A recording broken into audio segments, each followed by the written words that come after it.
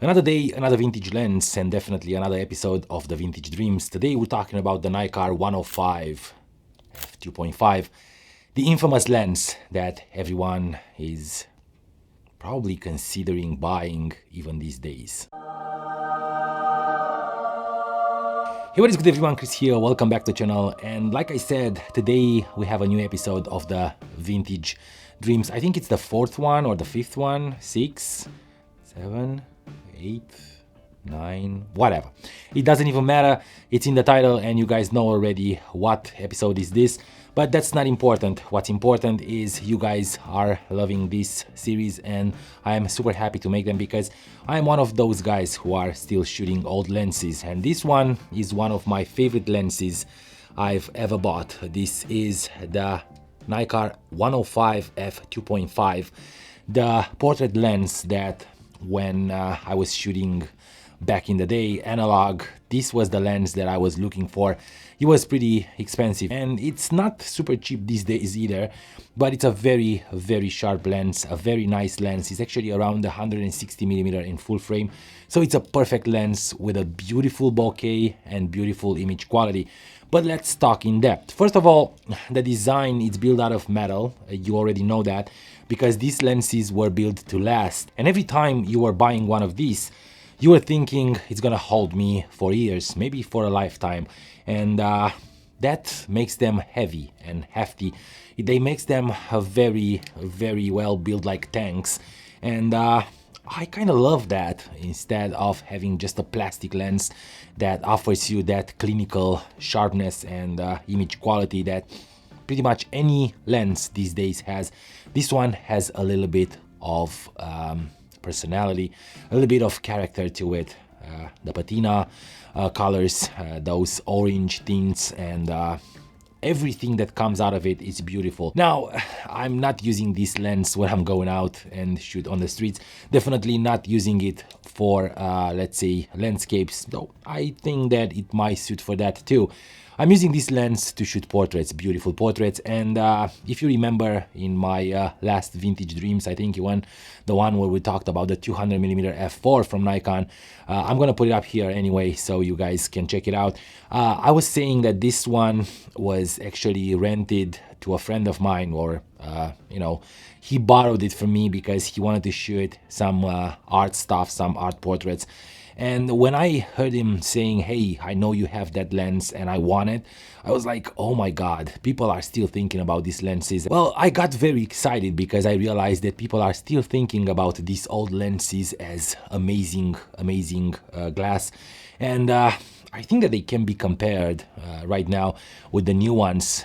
For example, this one, I would definitely compare it with, let's say, the 56mm f1.2 at some apertures, maybe with the 50 f2 at some apertures, but the quality of the images, the bokeh, and the depth of field, everything feels so nice and soft, so cloudy soft. And maybe it's not the sharpest lens in the bunch, but it's definitely sharper than the 200 f4, at least in my tests, and also than the other lenses that I tested.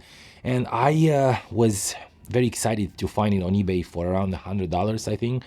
It's in a very good condition. It actually performs very well. Everything works good. The aperture ring, it's clicky. The focus ring is smooth. There is not much dust or grime inside. There is not much fungus, probably not at all in this one. But nonetheless, I love this lens. I love for what it can do to your images. I love the smooth bokeh. I love the fact that you can buy a $100 lens, and if you don't mind manual focusing, you're gonna have an amazing portrait lens for all kinds of situations. And I mentioned my friend, he's actually shooting high-end prints, shooting art stuff using this lens on his medium format camera, which is exactly the one that I have, the Fujifilm 50R. Well, I might not be very happy with that camera and I might move forward a little bit. We're gonna have to talk about it in a different video, but definitely this lens can feel that huge sensor and offer you the image quality even on that level of a medium format camera, and still get great images. So if you're looking for a lens that can provide all the quality that the new ones have, but as a fraction of a price, or if you're looking for something to do art and beautiful soft portraits, I don't know, for your family, for your friends, maybe you want to try learning manual focus, maybe this lens will be the one to throw you into portrait photography, or who knows, maybe you will become a better photographer using this lens. Well, don't hesitate. And like I said, on eBay, you can find it for probably between $80 and $200, depending on the quality. Just talk to the seller and ask him about the fungus, about the dust inside, ask him about the focus ring as well as the aperture ring.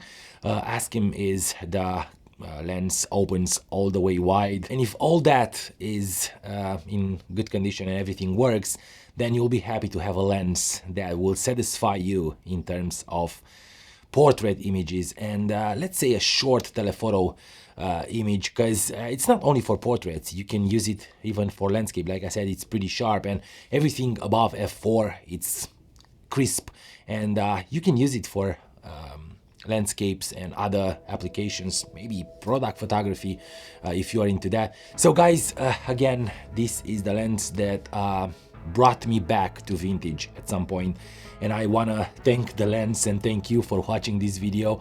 Also, don't forget to subscribe if you didn't already, and hit that notification bell to know when I'm putting these videos up. We're reaching 1,000 subscribers soon, hopefully, and we're gonna have the live video and the giveaway that I'm mentioning every video, not to make you subscribe to the channel, but more to I don't know, to get you excited to get in a conversation with me live on YouTube. And stay focused, my friends. I will definitely see you in a bit.